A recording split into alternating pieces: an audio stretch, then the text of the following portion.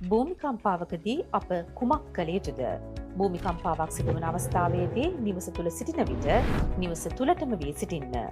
ශක්තිමත් මේසයක්, බංකුවක් හෝ ආවරණයක් යටට ගොස් හිස සහ බෙල්ල ආවරණය වන පරිදි සිටීම ඉතා සුදුසුය.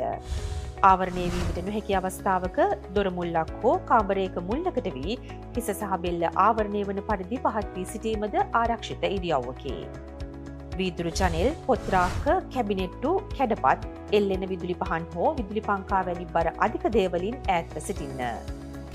ඉතා උස් ගොඩනැගිල්ලක් තුළ සිටින විට ගොඩනැගිල්ලෙන් ක්ෂණිකව ඉවත්වීමට උත්සාහ නොකරන්න. භූමිකම්පා අවස්ථාවකදී විදුලිය බිඳ වැටීමට ඉඩ ඇති බැවින් පහළට යාමට විදුලි සෝපානය භාවිතා නොකරන්න. කලබල වී එහෙම ඇවිදීමෙන් වැළකී ඔබ සිටින මහල තුළම රැඳී සිටින්න. ඔබ එලිමහනේ සිටින විට සෙලවීම පහව යනතුරු ආරක්ෂිතව එලිමහන් ප්‍රදේශයේම රැඳී සිටින්න. ඔබ සිටින ප්‍රදේශය අනාරක්ෂිත නම් විදුලි රැහැන්, කණු, ගස්, ගොඩනැගිලි, තාම්බ, පහන් කණුවාදිය නොමැති හිස් භූමියකට හැකි ඉක්මනින් යන්න.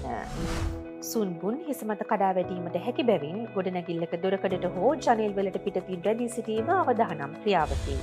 බිම පතිත වී ඇති විදුලි රැහැන් පද්ධති වලින් ඈත් වී සිටින්න.